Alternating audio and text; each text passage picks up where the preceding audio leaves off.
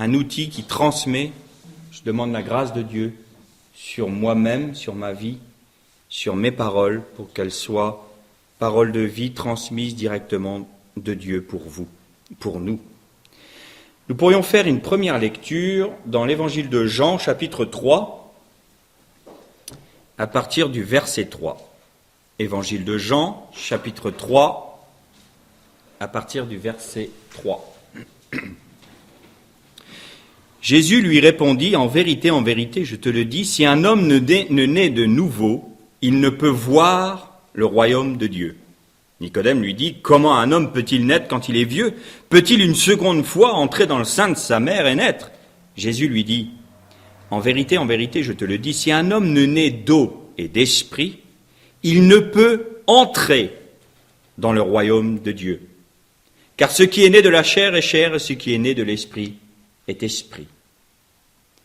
Nous ferons une deuxième lecture dans l'évangile de Matthieu, cette fois. Matthieu au chapitre 7 et à partir les deux versets 13 et 14. Matthieu chapitre 7 versets 13 et 14.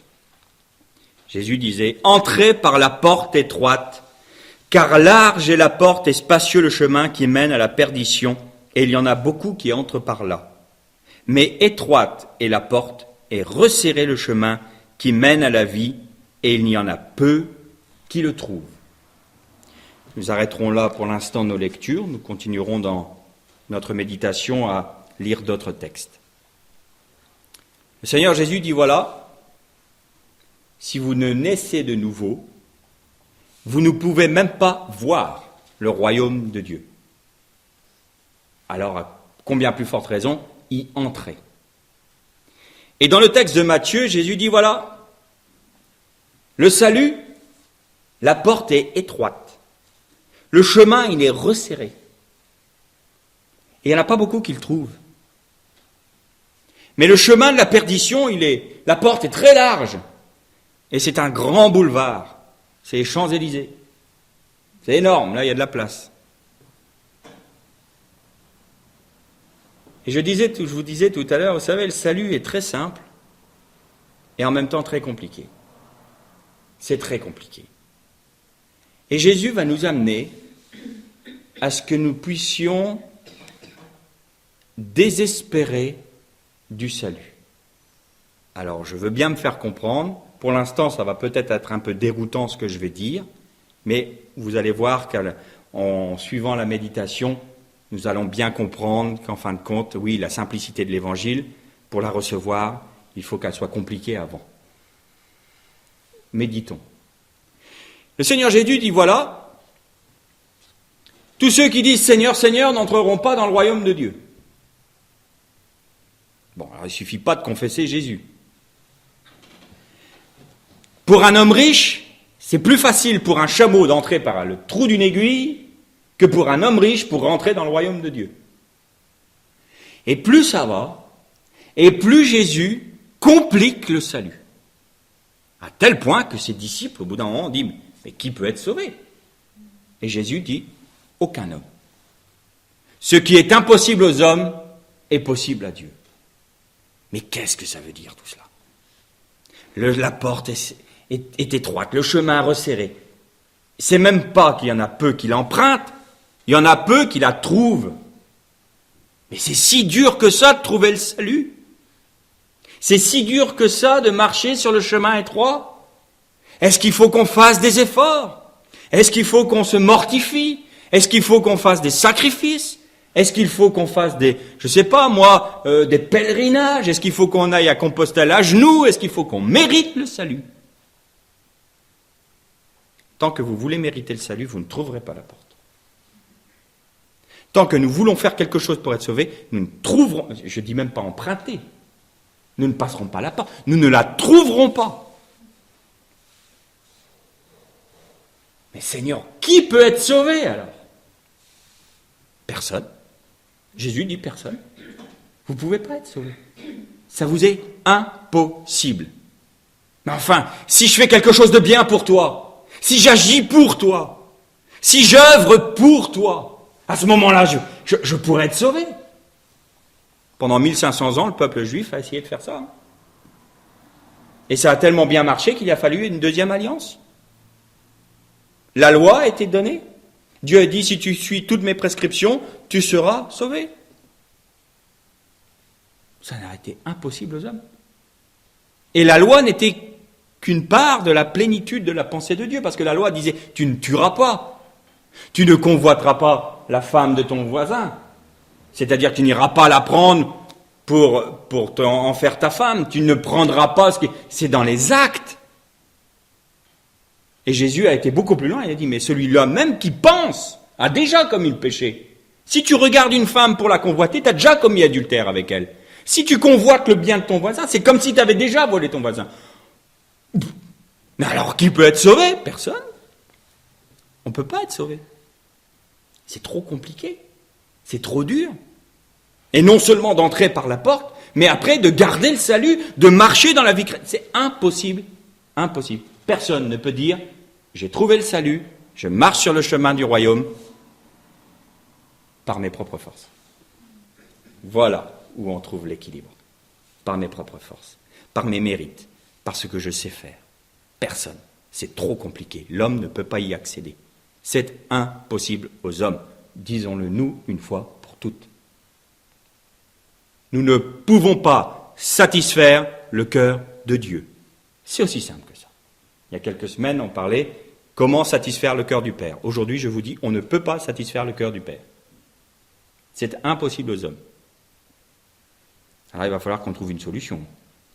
Parce que là, ça devient compliqué. Tu penses que pour être chrétien, il ne faut pas avoir de mauvaises pensées, il faut agir comme le Seigneur veut, il faut être, ne pas dire de gros mots, il faut se tenir bien, il faut être un bon petit chrétien qui ne veut pas de querelle, qui n'aura jamais de bagarre avec les autres, qui ne sera jamais dans les conflits, qui sera dans la contemplation. Ça, c'est pas être chrétien. Parce que ça, c'est essayer de trouver la porte du salut par nos propres forces. Et nous ne la trouverons pas. Parce que Dieu nous la cache. Elle est tellement petite. C'est une porte dérobée. On va essayer de rentrer par le pont-levis, nous, pour rentrer dans la forteresse du salut. Et le Seigneur dit, il n'y a qu'un seul chemin. C'est une toute petite porte. Et c'est une petite porte cochère qui est cachée même dans les broussailles. Tu ne trouveras pas. Tu peux faire le tour autant que tu veux, c'est caché. Tu ne trouveras pas. Mais je finirai bien par la trouver, par mes pensées, par ma philosophie. Je chercherai et je trouverai cette porte. Vas-y. Tant que tu as des ressources en toi, va. Tu trouveras rien. Tu ne seras jamais satisfait. Mais tu sais quoi? Tu te verras toujours en dehors du salut. Tu n'auras aucune conviction. J'espère que je suis sauvé. Alors, pour me sentir sauvé, moi je travaille dans le bâtiment actuellement, et puis j'avais un de mes clients qui me disait, à la fin de ma vie, là, je vais faire le pèlerinage à Compostelle. J'ai tellement fait de choses dans ma vie que je vais faire le pèlerinage. On va essayer d'avoir le salut. Parce que j'ai vécu, sans m'occuper de Dieu. Et là, quand même, je vais faire le pèlerinage. Je vais le faire. Je disais oui. On essaye d'obtenir le salut par des œuvres. On essaye d'obtenir le salut par nos propres forces. Et pourquoi est-ce qu'on ne peut pas trouver le salut dans ce chemin-là? Bien, la réponse est toute simple. Parce que si c'était possible aux hommes de trouver le salut de cette manière, pourquoi est-ce que Jésus serait venu mourir pour nous? Pourquoi est-ce qu'il aurait accompli les choses pour nous, si nous sommes capables de le faire? Ça n'a pas de sens. Vouloir trouver le salut par nos propres forces et par nos œuvres revient à renier le sacrifice de Jésus et à dire ce que tu as accompli n'a aucune valeur pour moi, ça ne m'intéresse pas. Voilà pourquoi le chemin est étroit, la porte est étroite et cachée. C'est très compliqué le salut. C'est très compliqué pour les hommes qui veulent l'obtenir par leurs propres forces. C'est même très compliqué d'aller jusqu'au royaume parce que, notez bien une chose, si vous ne naissez de nouveau, si vous n'entrez pas par la porte étroite, vous ne pouvez pas, d'une part, voir le royaume de Dieu, c'est-à-dire que le royaume de Dieu ne vous est pas révélé, Et deuxièmement, vous ne pouvez pas l'atteindre, le royaume de Dieu. Ça veut dire que cette porte que nous empruntons par la grâce de Dieu en Jésus-Christ n'est pas un but, mais un commencement. Le salut n'est pas le but, c'est le commencement. Après la porte, il y a le chemin étroit, en vue du royaume. Bon, maintenant, pour nous, il serait peut-être bien de savoir ce qu'est le royaume. Le royaume, c'est quoi? Alors, on entend dans le monde chrétien, ah, le frère un tel ou le sœur un tel est parti dans le royaume de Dieu. C'est-à-dire qu'il est mort, il est monté au ciel. Je ne suis pas d'accord avec ça. Parce que le royaume de Dieu n'est pas un lieu. Le royaume de Dieu n'est pas une nation. Alors nous allons aller dans d'autres textes. Dans Jean, chapitre 10, et au verset 9. Jean, chapitre 10, donc l'évangile de Jean, 10 et verset 9. Jésus dit, « Moi je suis la porte. Si quelqu'un entre par moi, il sera sauvé. Il entrera et sortira et trouvera des pâturages. » Déjà là, nous voyons que la porte n'est pas un lieu, ce n'est pas quelque chose que nous devons atteindre ou trouver, quelque part si, nous devons le trouver, mais il se laisse révéler. La porte est une personne qui s'appelle Jésus-Christ, parce que c'est lui qui est venu accomplir les œuvres du Père. Maintenant, tout à l'heure, je vous disais, il ne nous est pas possible de satisfaire le cœur de Dieu. Dieu a trouvé un seul homme dans l'histoire de l'humanité qui a satisfait pleinement son cœur. C'est Jésus, homme. Jésus est venu. Il a amené l'humanité dans la perfection selon le cœur de Dieu. Et quel est le texte qui peut nous permettre de dire cela? C'est quand Jésus, homme, je parle bien de Jésus l'homme, hein, il est notre frère. Dans l'humanité, c'est notre frère.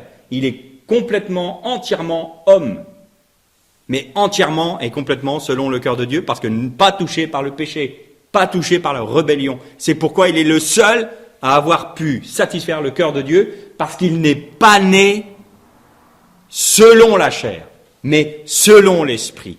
L'Esprit couvrit Marie, et Marie enfanta un fils mâle, Jésus-Christ. Il n'est pas né de la chair, il est né de l'Esprit. Et le premier homme, qui est devenu charnel par son choix dans la rébellion, était né de l'Esprit, puisque Dieu avait soufflé son esprit dans ses narines et il devint un être vivant. Mais il a dévoyé. Jésus n'a jamais dévoyé. Il a été tenté, tout comme Adam et Ève. Parce qu'on dit souvent la femme, c'est Ève qui a péché, c'est Ève qui a péché. Qui avait autorité sur Ève? C'est Adam, donc c'est pas Ève qui a péché, c'est Adam. Remettons les choses en ordre. Nous sommes responsables devant Dieu spirituellement. Adam a péché. À travers Ève, ça n'enlève pas la responsabilité d'Ève, mais ça n'enlève certainement pas la responsabilité d'Adam. Loin de là. Et donc là, Jésus est né de l'Esprit, mais entièrement homme, entièrement dans notre humanité et jamais touché par le péché. Et le Seigneur, le Père céleste, rend témoignage à son Fils d'une manière particulière un jour quand il y a Pierre, Jacques et Jean qui vont avec Jésus sur la montagne de la Transfiguration. Et là, nous voyons Jésus, Élie et Moïse sur la montagne en train de parler avec Jésus. Et les témoignages de nos frères qui ont été témoins de ces choses ont dit « Et Jésus fut transfiguré ». Je suis convaincu, mes frères et sœurs, que l'humanité porte en elle la flétrissure de sa rébellion. Le corps de l'homme porte une marque particulière. Déjà, le corps de l'homme se flétrit avec le temps. Et ça, c'est pas selon le cœur de Dieu. Ça, c'est issu de la malédiction qui est sur la terre. Et donc, Jésus a été transfiguré.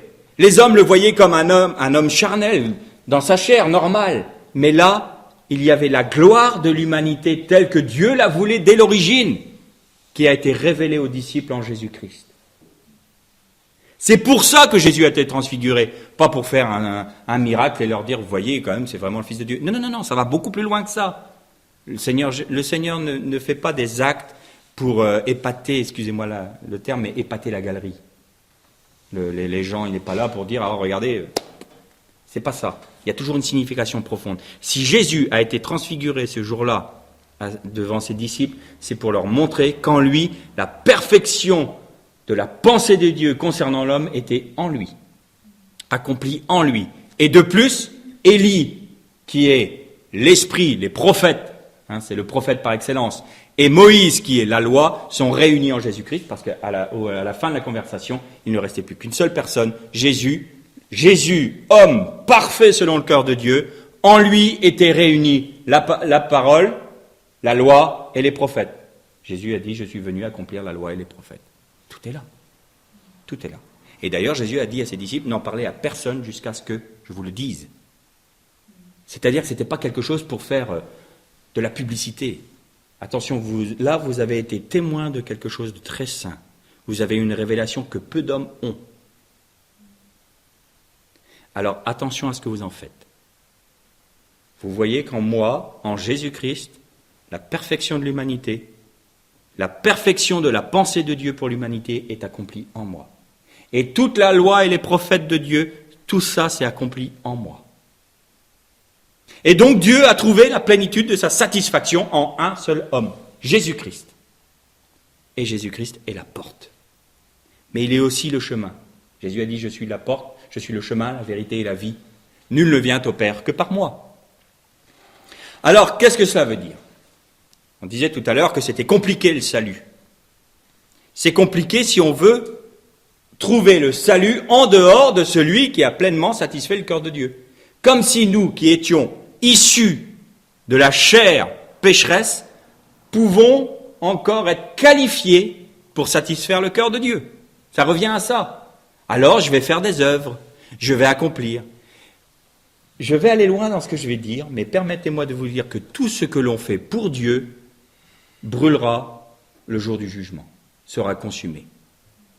Tout ce que vous pouvez faire pour Dieu, jusqu'à donner votre vie, si c'est pour Dieu, ça sera consumé, ça n'aura aucune valeur dans l'éternité. Enfin, frère, tu délires.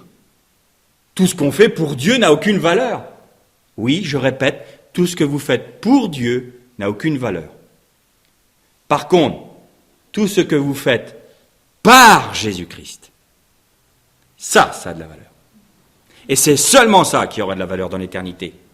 Tout ce que je vais accomplir par la grâce de Dieu, par la grâce de Jésus-Christ, aura une valeur éternelle, parce qu'il est le seul à avoir satisfait le cœur de Dieu. Donc, il ne s'agit pas de dire, je vais œuvrer pour toi, Seigneur, mais donne-moi ta grâce pour œuvrer par toi.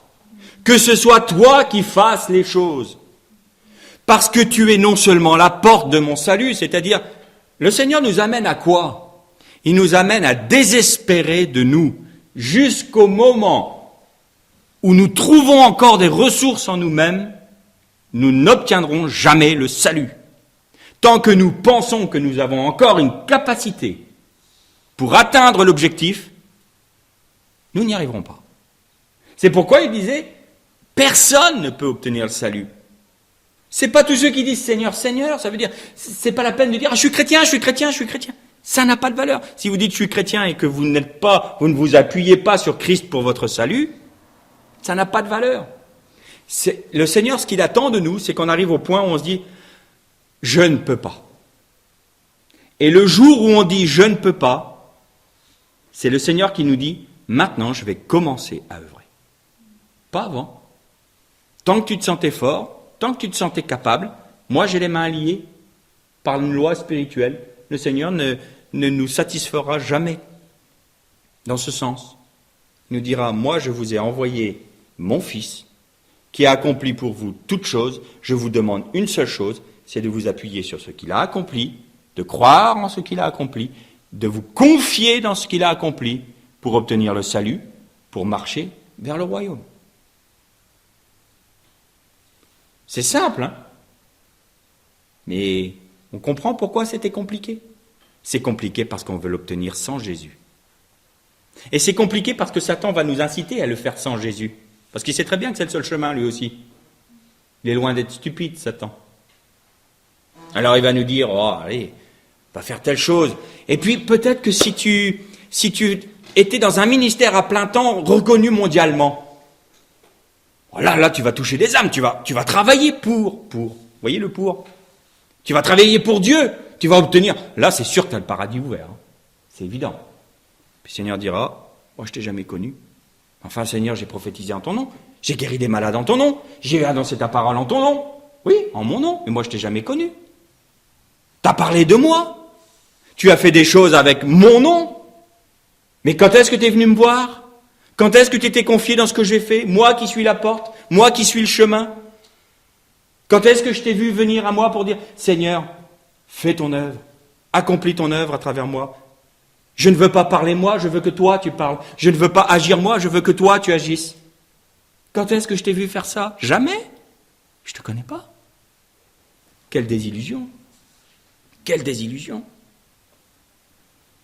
Dans l'épître aux Colossiens, au chapitre 2 et au verset 6, épître aux Colossiens, chapitre 2 et verset 6, Paul dit, ainsi comme vous avez reçu le Christ Jésus, le Seigneur, marchez en lui. Drôle de tournure de phrase en français. On aurait dit, marchez avec lui. Non. Là, Paul dit, marchez en lui. Marchez à l'intérieur de Jésus. Et là, nous voyons que Jésus est le chemin, véritablement. Nous qui avons reçu Christ Jésus, c'est-à-dire que ça y est, maintenant on a été suffisamment, entre guillemets, usés dans nos forces pour trouver la porte étroite, on dit, bon d'accord, il n'y a pas de possibilité de salut en dehors du fait que, Seigneur, j'accepte ce que tu as accompli pour moi. Moi, je ne peux pas. Là, on arrive au point du, c'est fini, la force humaine ne peut plus, on capitule, on dit, bon d'accord, Seigneur, j'accepte. Et donc, du coup, qu'est-ce qu'on découvre? Une petite porte. Cette petite porte, c'est Jésus-Christ. Mais alors, tu as tout fait pour moi? Mais oui. Mais alors j'ai rien à faire? Mais oui. Mais alors à ce moment-là, il me suffit d'entrer? Mais je t'en prie. Ça fait des années que je te le dis. Mais ça fait des années que tu me dis que tu vas y arriver sans moi. Mais alors c'est simple? Eh oui. Alors entre maintenant. Alors on rentre dans le salut. Et là, tous ceux qui ont fait cette expérience-là du salut savent que le jour où nous sommes réconciliés avec Dieu, il y a une paix, il y a une joie, il y a une plénitude. Que c'est pas la peine, qu'on n'a pas besoin d'expliquer, ça se vit. Je pourrais pas vous dire, voilà, on est super joyeux. Je suis rempli de joie. Oui, c'est quelque chose que l'on vit. Il faut faire l'expérience, il faut rentrer par la porte. Moi, aujourd'hui, je vous dis, n'essayez pas par vos efforts d'être bon chrétien, de vous satisfaire le cœur de Dieu. Acceptez simplement ce que Jésus a fait pour vous et rentrez par cette porte. C'est Jésus-Christ, point. Le sang qui a coulé, point. Ça y est, maintenant nous sommes rentrés dans le salut. Il y a une joie, il y a une profondeur. Et puis de d'un coup, non, c'est pas un but, il y a un chemin devant nous. Et là, Paul dit, maintenant que vous êtes rentrés par la porte étroite, maintenant que vous avez accepté Jésus-Christ, marchez en lui. Alors, s'il faut que je m'appuie sur Jésus pour avoir le salut, alors pour marcher dans ma vie chrétienne, il faut encore que je m'appuie sur lui. Eh oui, il est là le secret de la vie chrétienne. Il est là le secret de la victoire. Il est là le secret de ceux qui marchent sur la tête du dragon, sur le serpent ancien. C'est de marcher, de demeurer en Christ. Demeurez en moi, disait Jésus. Vous ne vous tromperez jamais dans la mesure où vous vous appuyez sur moi dans toute votre vie, dans tous vos choix, dans toutes vos décisions. Seigneur, c'est quoi ta pensée? C'est quoi ton plan? Quand on n'est pas sûr, on n'agit pas. Mais le Seigneur nous mettra dans nos cœurs des convictions. Et là, on pourra faire un pas supplémentaire. Seigneur, mais dis donc, non seulement le chemin il est étroit, mais il est rocailleux. Il y a des pierres là. On peut chuter, oui, on peut chuter. C'est pourquoi je te dis, toujours les yeux sur moi, toujours en moi. Ne jamais détourner les yeux de moi, parce qu'autrement, tu tomberas. Et tu te feras mal. D'accord. Marchez en Jésus, sur le chemin qui est Jésus. Vous savez pourquoi la porte est étroite et pourquoi le chemin est resserré? Parce qu'il ne peut contenir qu'une seule personne, Jésus-Christ. Nous ne pouvons pas rester sur le chemin et sortir de Jésus-Christ, parce qu'il y aurait deux personnes. Et là, il y en a une des deux qui tombe. Il n'y a pas de place pour deux. Vous êtes une petite passerelle, il n'y a pas de place pour deux. Vous ne pouvez pas marcher côte à côte. Si vous voulez emprunter ce chemin-là, vous devez être en Christ, pour que lui marche. Il n'y a pas d'autre chemin. Vous ne pouvez pas faire autrement. Si vous sortez de Christ, vous tombez. Si vous sortez de Christ, vous n'êtes plus sur le chemin. Mais c'est dur. Mais non, c'est pas dur. C'est libérateur. Seigneur, fais-le pour moi. Seigneur, je suis d'une nature pécheresse, je veux satisfaire ton cœur, mais je crois une seule chose, c'est que tu vas rendre parfaite l'œuvre que tu as commencée en moi, parce que c'est toi qui l'as dit. Pas parce que je vais réussir à être un bon chrétien maintenant que j'ai trouvé le salut. Non, parce que toi encore, tu agis par la puissance de ton esprit, tu me rends semblable à Christ, tu me fais garder en lui. Et alors, c'est même pas nous qui marchons. Pour ça que le joug de Christ est facile et léger, parce que c'est lui qui marche pour nous. Et quand nous avons compris ça, et nous réalisons une chose, c'est que nous sommes déjà, d'ores et déjà aujourd'hui, assis dans les lieux célestes en Jésus-Christ. Non seulement nous sommes nés de nouveau, nous sommes passés de la mort à la vie, non seulement nous sommes ressuscités, c'est marcher en Christ. Nous marchons en nouveauté de vie, nous marchons en Christ. Mais nous avons déjà connu l'ascension. C'est quelque chose d'accompli. Et aujourd'hui, nous qui nous confions en Christ, nous sommes déjà à la droite du Père et nous avons en Jésus-Christ, pas nous, en Jésus-Christ, nous avons autorité sur les dominations, sur les êtres et sur Satan. Mais si nous sortons de Jésus-Christ, nous n'avons plus d'autorité. La seule autorité est reconnue par Dieu le Père et l'autorité de son Fils. Marchons en Christ.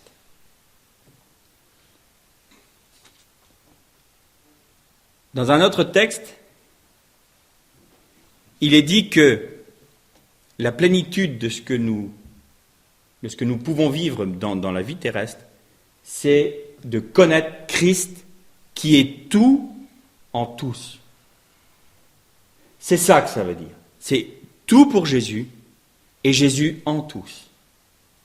Et nous avons la plénitude de Dieu. Le corps du Christ, avoir cette unité, un corps ne peut pas être divisé. Nous n'en sommes pas encore là dans le monde chrétien.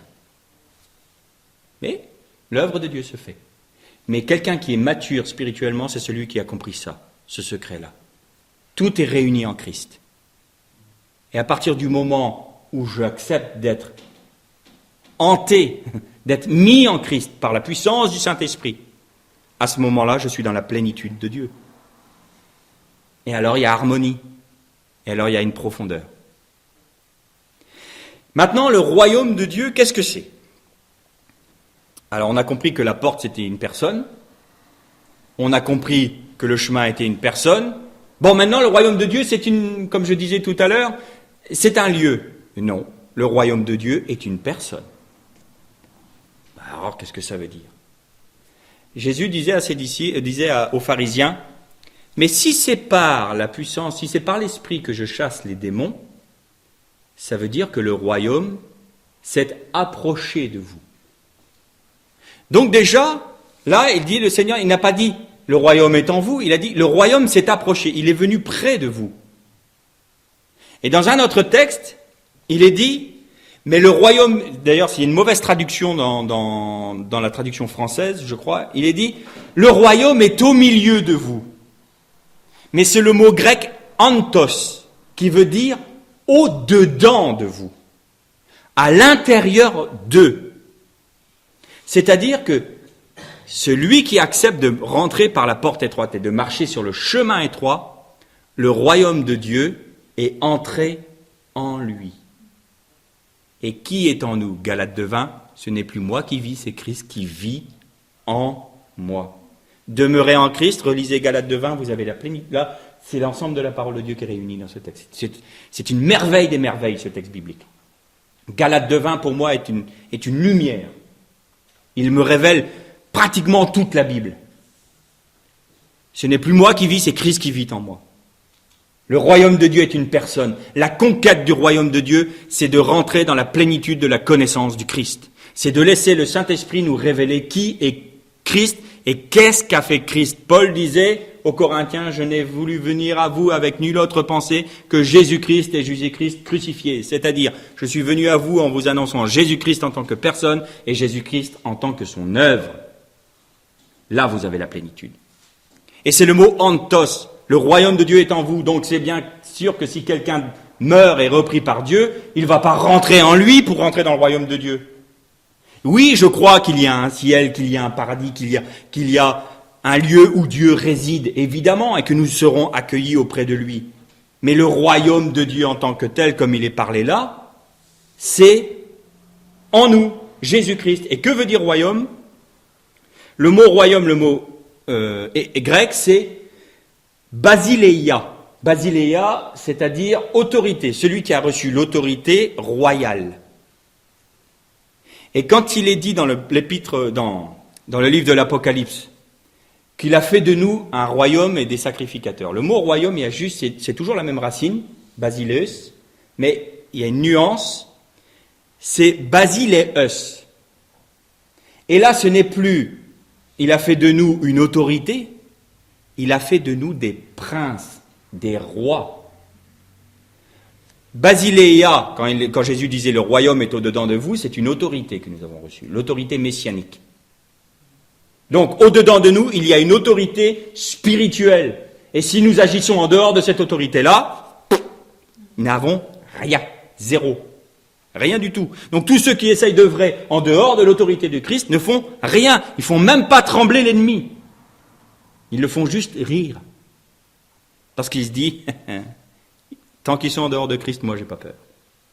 Par contre, si quelqu'un se confie en Dieu et s'appuie sur Christ pour accomplir et pour marcher, alors là, Satan s'occupe de vous, croyez-moi. Et donc, il fait de nous un royaume. Il fait de nous, non plus des personnes qui ont reçu autorité, mais il nous élève en tant que roi. Et là, nous avons la pensée de Dieu, parce que Jésus est l'époux, et l'Église est l'épouse. La femme et l'homme feront une seule chair. C'est-à-dire que l'autorité pleine et entière que Dieu a confiée à Jésus-Christ sera donnée de la même manière à son épouse en Jésus-Christ. Parce que nous ferons une seule chair. Nous serons mariés, unis en Christ. Voilà l'unité. Elle est là. Et parce que nous serons unis en Christ, que nous serons son épouse, alors nous ne serons plus appelés des personnes qui ont reçu une autorité, mais nous serons appelés des rois. Donc appelé à régner. Le royaume qui nous est promis, c'est une personne. Alors, nous ne pouvons entrer dans le salut que par Jésus-Christ. Nous ne pouvons marcher dans notre vie chrétienne que par Jésus-Christ, que en Jésus-Christ. Et notre seul but, c'est qui? C'est Jésus-Christ. Alors, il n'y a rien en dehors de Jésus-Christ.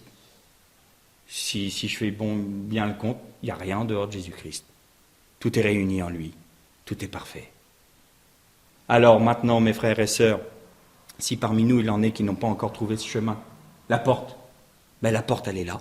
Elle vous a été présentée ce matin. Et si quelqu'un est en train de marcher dans sa vie chrétienne et qu'il dit, mais je ne comprends pas, je ne sais plus où j'en suis, il faut marcher en Christ. Seigneur, quelle est ta pensée, quelle est ta volonté? Dans ta parole, tu as dit, oui, mais je vis le contraire. Ta parole a dit, vous marchez en Christ. Mais alors mon espérance, c'est quoi? Parce que là, je suis frappé de toutes parts. Mon espérance, c'est qu'un jour, le Seigneur me dira, tu es roi. Et tu règnes avec moi. Mais il faut être fidèle. Vous voyez qu'il y en a peu qui trouvent la porte. Il y en a peu qui persévèrent sur le chemin. Et il y a une compagnie dans le livre de l'Apocalypse où il est dit, mais qui sont avec l'agneau? Ce sont les appelés, non, les appelés, les élus et les fidèles. Il y a 3 groupes? Non, c'est un seul groupe. Tous sont appelés. Très peu sont élus. Et encore moins sont fidèles. Fidèles dans ce chemin-là, je dis pas qu'on perd le salut, je dis fidèles de ceux qui ont une seule vision, le royaume, le seul objectif. On rentre par la porte, on n'est pas en train de regarder si la porte est toujours derrière nous. Non, devant, le chemin est rocailleux. Donc pour pouvoir marcher sur ce chemin-là, je suis obligé de m'appuyer sur Christ. Mais quelle est ma récompense, le royaume? C'est qui ma récompense? C'est Jésus-Christ. Et là, il y a une perfection. Et si nous restons fidèles sur ce chemin, si nous restons fidèles dans cet objectif, alors nous régnerons avec lui. Que le Seigneur vous bénisse.